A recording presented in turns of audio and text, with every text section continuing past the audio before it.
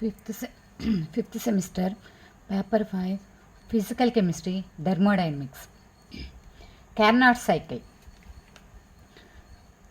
ఈ Carnot cycle అనేది 4 స్టెప్స్లో జరుగుతుంది. అవేంటంటే reversible, isothermal, expansion. Reversible, adiabatic, expansion. Third step reversible, isothermal, compression. Fourth step reversible, adiabatic, compression. ఎక్స్పాన్షన్లో 2, కంప్రెషన్లో 2. ఈ ఎక్స్పాన్షన్లో isothermal, adiabatic, కంప్రెషన్లో isothermal, adiabatic, ఇలా 4 స్టెప్స్లో జరుగుతుంది. అంటే ఎక్స్పాన్షన్ 2, కంప్రెషన్ 2 ఎలా జరుగుతుంది చూద్దాం. ఫస్ట్ వన్ మనకి ఇక్కడికి వచ్చేసరికి reversible, isothermal, expansion. Reversible, isothermal సమోష్ణోగ్రత, ఎక్స్పాన్షన్ అంటే మనకు వచ్చేసరికి వ్యాకోచం. అదేందో చూద్దాం. ఏంటంటే ఇక్కడ మనకి ఏమేమి తీసుకుంటున్నామంటే ఒక సిలిండర్. ఈ సిలిండర్ మనకి వచ్చేసరికి లైట్ ఫ్రిక్షన్ ఉంటుంది. అదేందో చూద్దాం. ఇక్కడికి వచ్చేసరికి ఈ చుట్టూ థర్మల్లీ ఇన్సులేటింగ్ సెల్ అనమాట. అంటే ఇక్కడ మన థర్మల్ అటు ఇటు బయట నుంచి లోపలికి, లోపల నుంచి బయటకి వెళ్ళకుండా ఇలా ఒకటి ఏదో ఇన్సులేటింగ్ సెల్ అమర్చుతారు. దీనిలో పైన పిస్టన్ ఉంటుంది. ఆ పిస్టన్ మనకి ఏం తీసుకుంటామంటే 1 mole ఆఫ్ గ్యాస్ తీసుకుంటాం, ఐడియల్ గ్యాస్. కిందకు ఒకసారి కండక్టింగ్ వాళ్ళు. ఫస్ట్ స్టెప్లో రివర్సిబుల్, ఐసోథర్మల్, ఎక్స్పాన్షన్లో కాబట్టి దీంట్లో సోర్స్ తీసుకుంటాం. ఈ సోర్స్ ఏంటంటే మనకి హీట్ ఇస్తుంది అనమాట. హీట్ మనకి ఇక్కడ దీనికి ఇచ్చేస్తుంది. ఎలా, ఎందుకో ఏంటో చూద్దాం. ఫస్ట్ ఏంటి, ఐసోథర్మల్ ఎక్స్పాన్షన్. ఐసోథర్మల్ ఎక్స్పాన్షన్ అనుకున్నట్లయితే ఇక్కడ మనకి ఏమవుతుందంటే ఏ నుంచి బి. ఇది ఫస్ట్ వన్. మనకి ఏదో చూద్దాం. ఇక్కడ ఇది ఏ నుంచి ఎక్కడికి వెళ్తుంది, బికి వెళ్తుంది.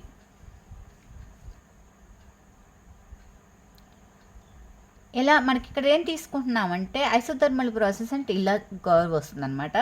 ఇక్కడ ఎక్సాక్సిస్కి ఏమో మనకి వాల్యూమ్ తీసుకుంటున్నాము, వై యాక్సిస్కి వచ్చేసరికి ప్రెషర్ తీసుకుంటున్నాం.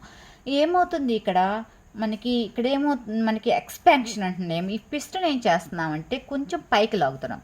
పైకి లాగేటప్పుడు ఇక్కడ మనకి ఏమవుతుంది, ప్రెషర్ ఏమవుతుంది, మనకి ఇక్కడ మనకి ఎంతో కొంత ఏ దగ్గర ఎంత ఉందనుకుంటున్నామంటే మనకి P1, మనకి వాల్యూము V1 అనుకుందాం, టెంపరేచర్ T. ఇక్కడ సమోష్ణోగ్రత టెంపరేచర్ మనకి చేంజెస్ ఏమీ ఉండదు అనమాట.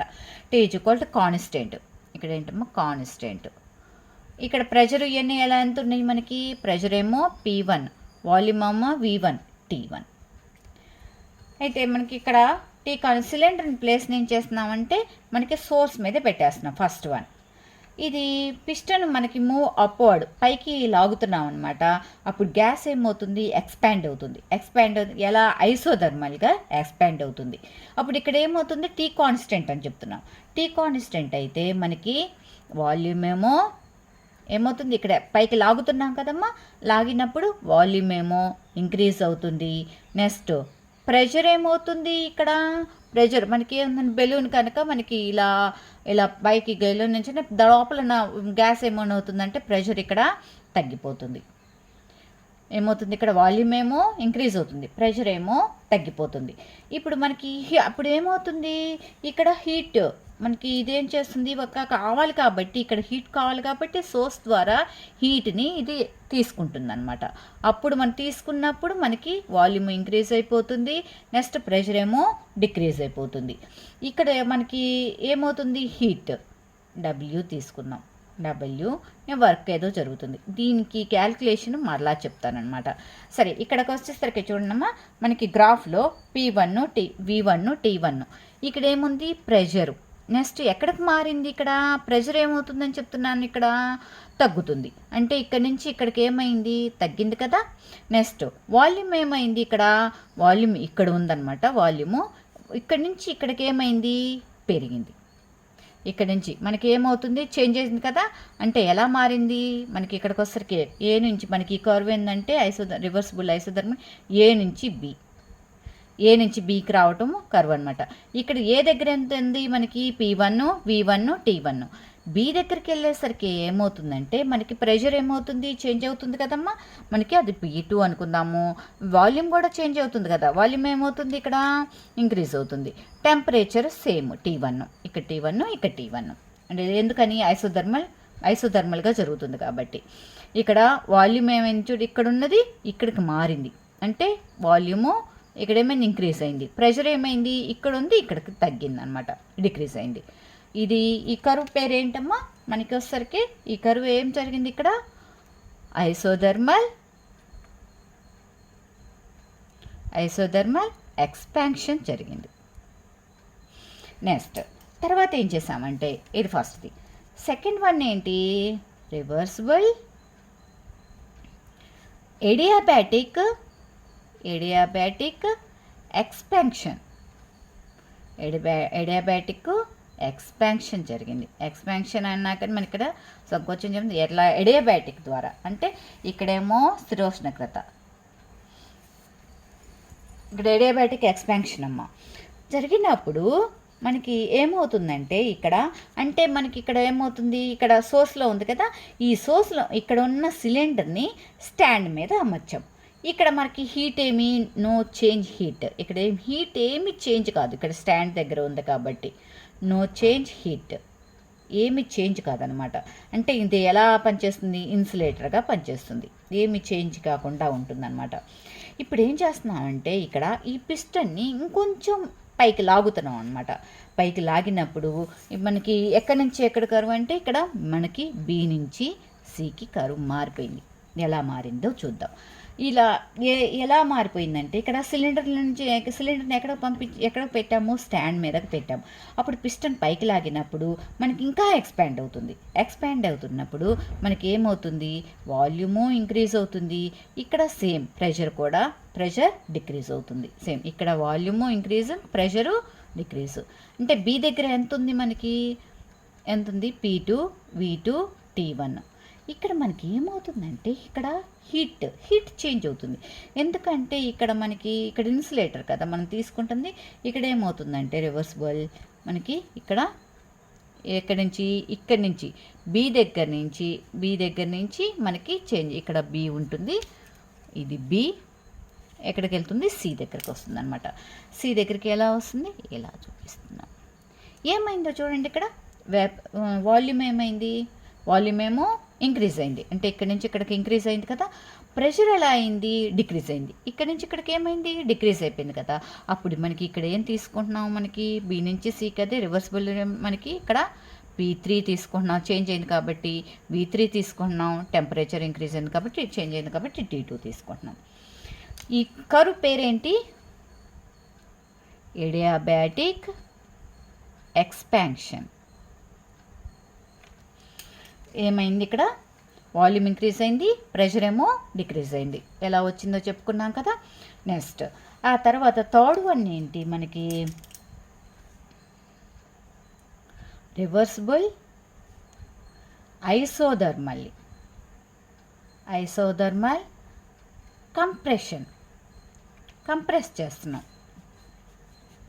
కంప్రెస్ చేసేటప్పుడు ఏమవుతుంది? ఈ పిస్టన్ ఏం చేస్తున్నాం? కంప్రెస్ చేస్తున్నాం కాబట్టి ఇక్కడ కంప్రెసర్ చేస్తున్నాం.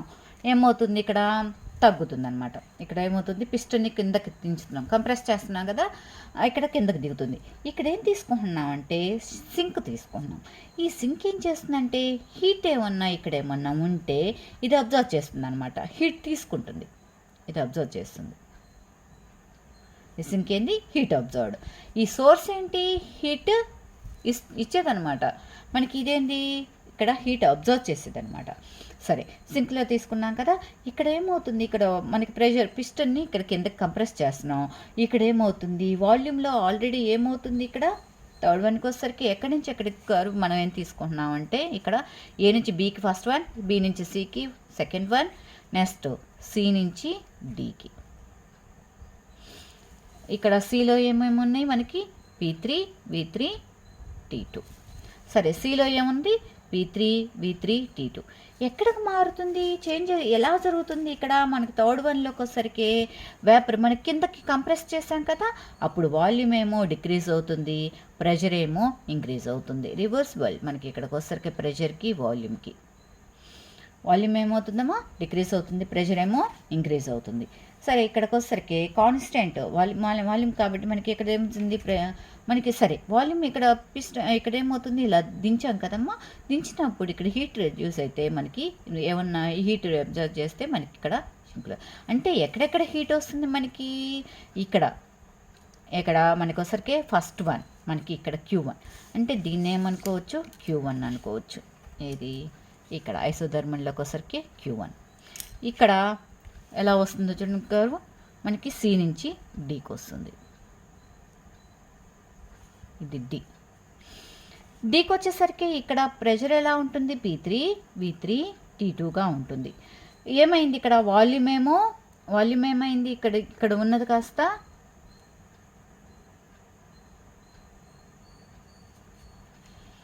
ప్రెషరు ఇక్కడ ఉన్నది కాస్త మనకి ప్రెషర్ ఏమో ఇంక్రీజ్ అయింది, వాల్యూమ్ ఏమో డిక్రీజ్ అయింది. ఇక్కడ ఉందమ్మా ప్రెషరు, ఇది ప్రెషరు ఇక్కడ ఉన్నది. ఈ ప్రెషర్ ఏమైంది ఇంక్రీజ్ అయింది, వాల్యూమ్ ఏమైంది డిక్రీజ్ అయింది అనమాట. సరే తర్వాత ఏం చేసాము ఫోర్త్ వన్ ఇక్కడ డి దగ్గర ఎంత P4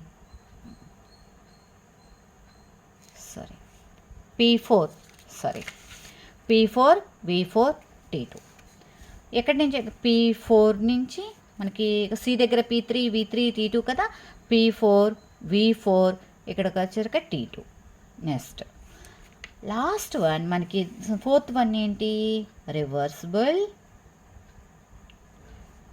ఏడియాబాటిక్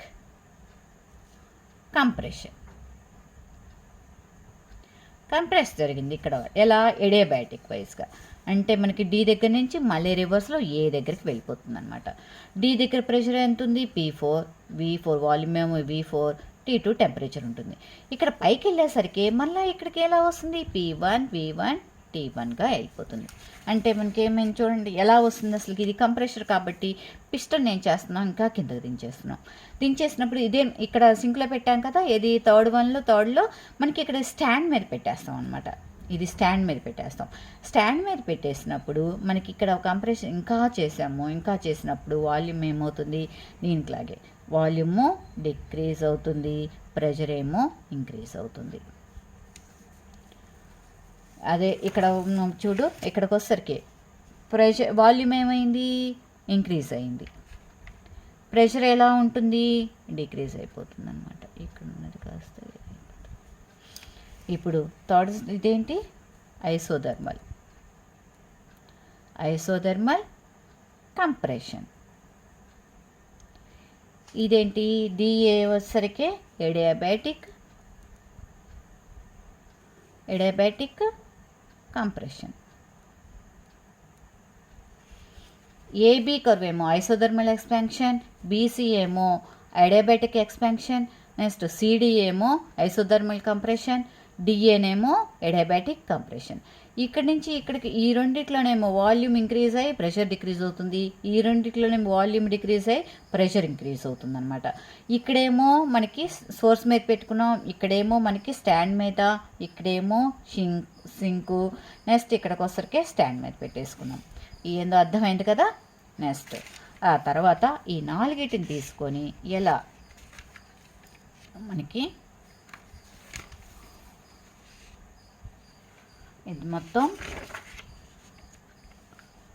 ఎలా రాయాలో చెప్తాను. డెరివేటివ్ పార్ట్ చెప్తున్నాను అనమాట. ఇప్పుడు డెరివేటివ్ పార్ట్లో ఫస్ట్ వన్ ఏంటి మనకి ఫస్ట్ కర్వ్ ఏంటి ఐసోథర్మల్ ఎక్స్పాన్షన్ కదా, ఐసోథర్మల్ ఎక్స్పాన్షన్ ఫస్ట్ వన్ ఇది కదా.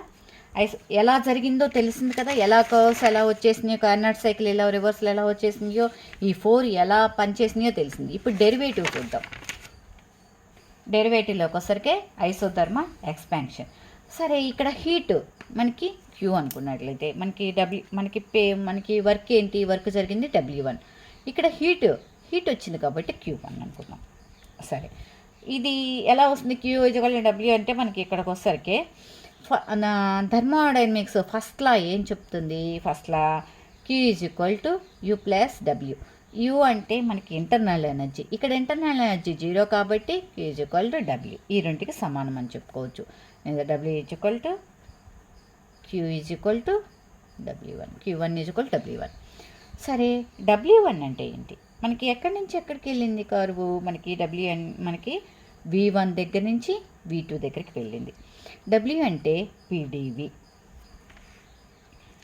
PdV కాబట్టి మనకి ఐడియల్ గ్యాస్ సొల్యూషన్ అండ్ PdVలోకి వచ్చేసరికి మనకి ఇది ఐడియల్ గ్యాస్ సొల్యూషన్ ఏంది, PV RT. ఇక్కడ ప్రెషరు చేంజ్ అవుతుంది కాబట్టి P RT/V. ఈ ఫార్ములాని తీసుకుందాం.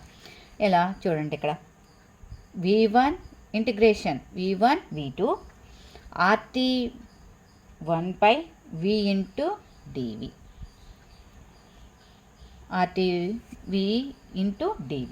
నెక్స్ట్ Q1 W1 మనకి ఇక్కడ సరే ఇదంతా తీసుకున్నాం. మనకి ఇక్కడ ఏంటి కాన్స్టెంట్ లేదు, టెంపరేచర్ కాన్స్టెంట్ అని చెప్పుకున్నాము. R constant, ideal gas solution RT integration V1 V2. Next ఇక్కడ ఏముంది, ఇంకా 1/V × dV. Q1 W1 RT1 లాగర్థమ్స్లో మనకి లాగర్థమ్స్లోకి వచ్చేస్తుంది కాబట్టి లాగ్ V × V1 V2 అంటే Q1 RT1 log V2/V1 log base E. ఇదేంటి ఐసోథర్మల్ ఎక్స్పాన్షన్ W1 లేకపోతే ఈ Q1 అనుకోవచ్చు, లేకపోతే W1. ఇది రెండు సమానం కదా, W1 ఇది W1 ఫస్ట్. ఇది next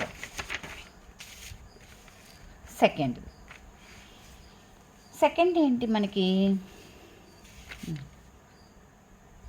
second reversible adiabatic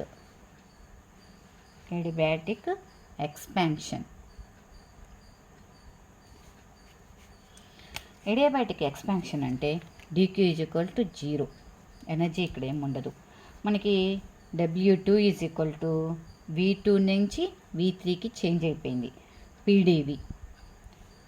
adiabatic factor ఏంటి, ఎడియాబాటిక్ ఫ్యాక్టర్ అంటే PV గామా K.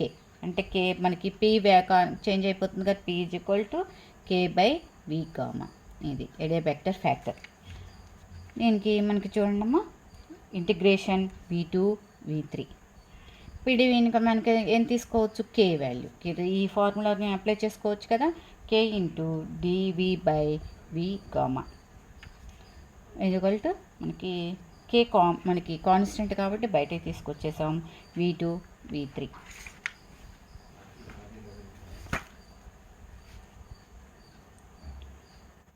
నెక్స్ట్ తర్వాత బయటకు తీసుకొచ్చేసాం కదా కామన్గా ఫ్యాక్టర్. మనకి ఇక్కడ dV/V గామా ఉంది, ఇక్కడ V × దీన్ని పైకి తీసుకొచ్చేసేద్దాం, V - gamma dV -gamma dV.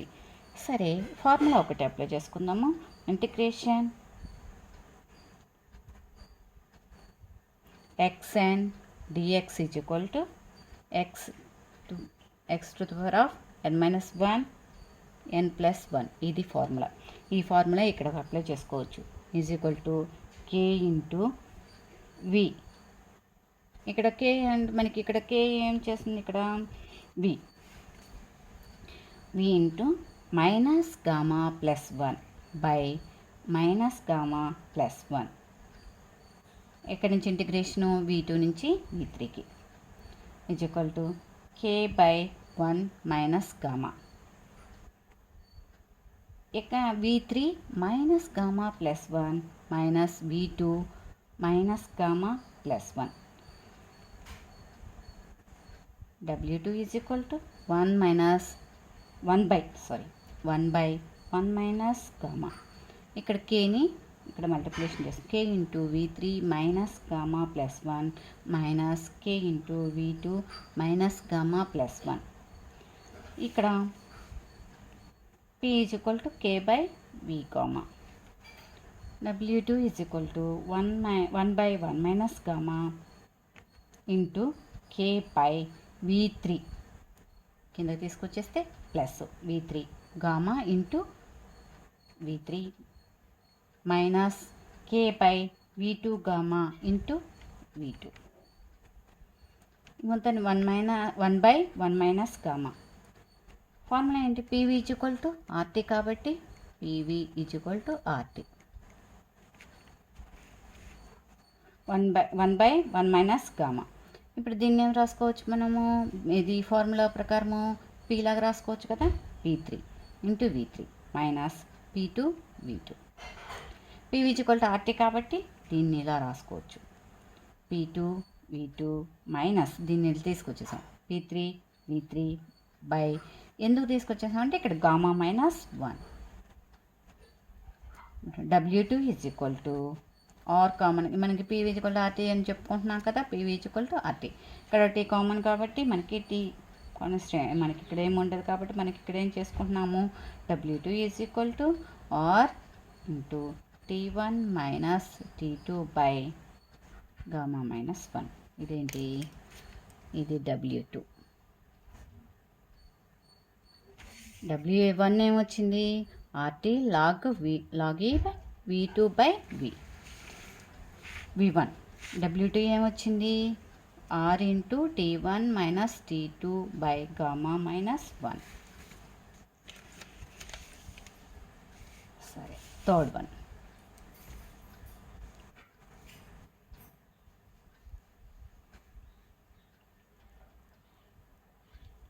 Reversible isothermal compression. Reversible isothermal compression.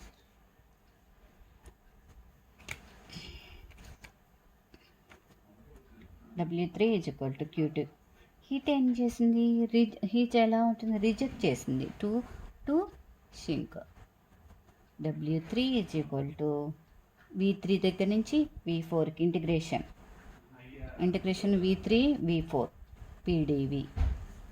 P is equal to RT by V is equal to RT2. అంటే ఇది వచ్చేసరికి మనకి ఈ P బదులు రాశాను అనమాట.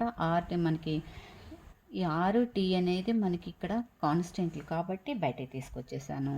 Integration V3 V4 dV by V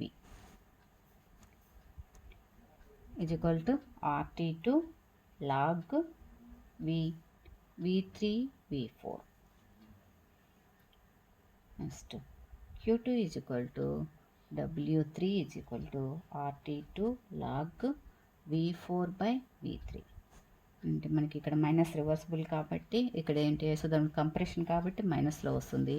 W3 is equal to minus RT2 log V3 by V4. మైనస్లో తీసుకోవాలి. ఇదేంటి? W3. Next fourth one. Reversible adiabatic compression. Adiabatic compression. W4 V4 నుంచి V4 చేంజెస్ అయిపోయింది PdV. మనకి V4 V1 K by V gamma into dV is equal to K constant బయట తీసుకొచ్చేసాను. V minus gamma plus 1. ఇది formula ఇందాక మనకి second వన్లో ఇంత ఎలాబరేట్గా చెప్పాం కాబట్టి దీన్ని షార్ట్లో చెప్పేసుకుంటున్నాం అనమాట. ఎడియాబైటిక్ కంప్రెషన్లోకి వచ్చేసరికి -1 మైనస్ గామా ప్లస్ 1. ఇదేంటి? V4 V3. Is equal to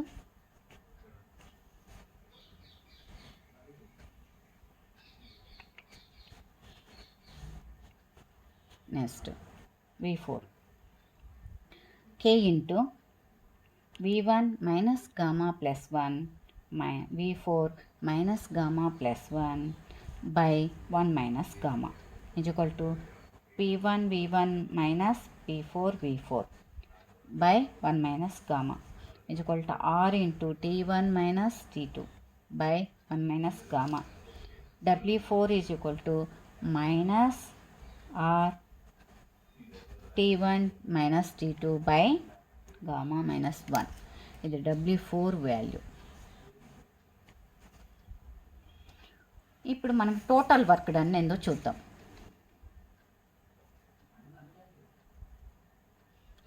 total work done అంటే W is equal to total work done W is equal to total work done W1 plus W2 plus W3 plus W4. W1 value ఎంత? RT1 log V2 by V1 plus W2 value ఎంత? R into T1 minus T2 by gamma minus 1. Next W3 value minus ఇక్కడ RT2 log V3 by V4. Next W4 value minus RT2 R into T1 minus T2 by gamma minus 1. ఈ రెండు common కాబట్టి కొట్టేసుకోవచ్చు. ఇది RT1 W2 value W4 value. Total value ఏంటి ఇక్కడ మనకొసరికి RT1 logarithm base E V2 by V1 minus RT2 log base E V3 by V4. ఇది total work done.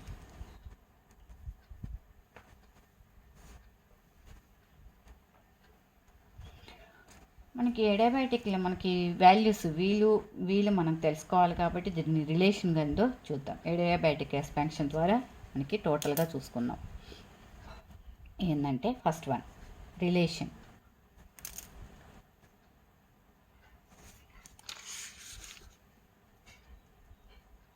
Relation between ఇక్కడ ఎడయాబెటిక్ expansion మనకి ఎడయాబెటిక్ కంప్రెషన్ ద్వారా ఫస్ట్ బి నుంచి సికి వచ్చేసింది. ఇక్కడికి వచ్చేసరికి మనకి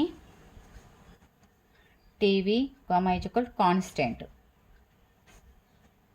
T1 V2 gamma minus 1 is equal to T2 V3 gamma minus 1.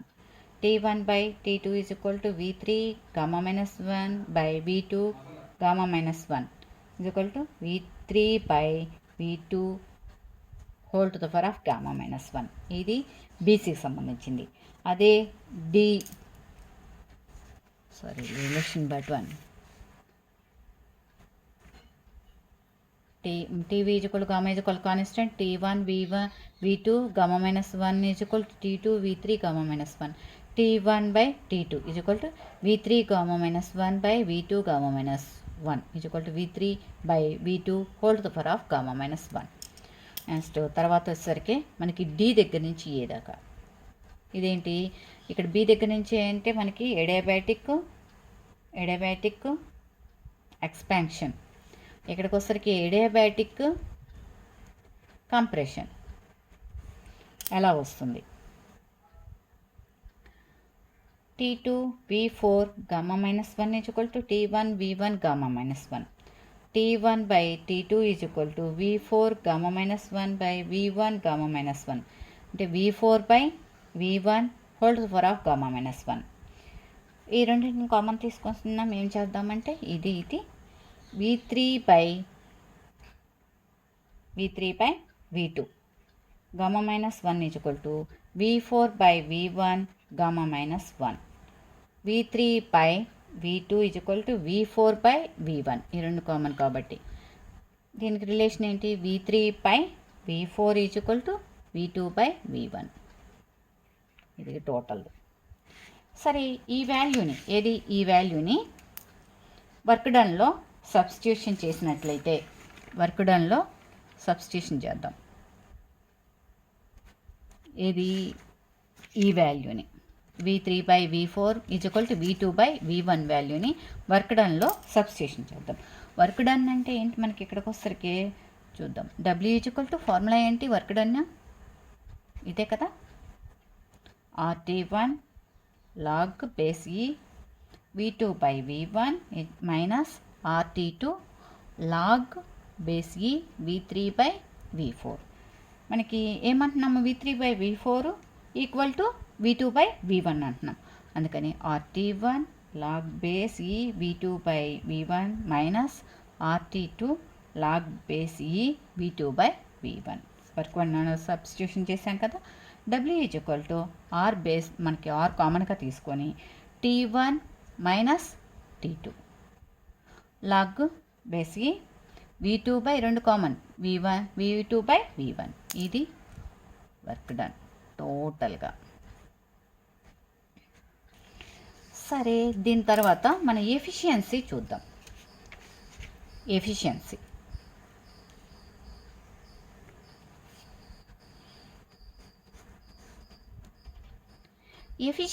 అంటే మనకి హీట్ ఇస్తున్నామో అంత వర్క్ జరుగుతుందా లేదా అని. ఫుల్ ఎఫిషియన్సీ పెట్టామంటే అదనమాట, ఎంత ఎనర్జీ ఇస్తున్నామో అంత వర్క్ జరుగుతుందా లేదా అని. మనకి ఇక్కడికి వచ్చరికి దీన్ని ఈటా సింబల్తో చూపిస్తాం. Eta W/Q1. W అంటే మన ఫార్ములా Q1 - Q2. వర్క్ మొత్తం Q2 మనకి Q1 - Q2. ఇప్పుడు Q1 - Q2 Q1. Eta = 1 - Q2/Q1. ఇదేంటి ఈటా వాల్యూ, మనకి ఎఫిషియన్సీ వాల్యూ. సరే, మనకి ఏదైనా క్యూ ఫార్ములాకి వచ్చేసరికి మెజర్ చేయలేమన్నమాట. దీని వర్క్ని మనకి మెజర్ చేయము. అందుకని టెంపరేచర్లో చేంజెస్ చేసుకోవాలి. ఎలా చేంజెస్ చేసుకోవాలి? ఈటా మనకి ఏంటి ఇక్కడ Q2 వాల్యూ ఎంత ఉంది, మనకి Q2 వాల్యూ TR కామన్గా మనకి Q2 వాల్యూ అంటే ఏది, V2/V1. Q2 value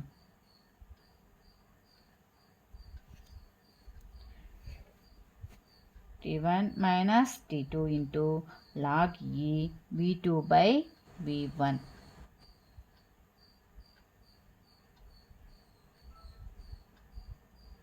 by next Qn value, ఇది ఫస్ట్ వచ్చింది మనకి, అది Qn వాల్యూ.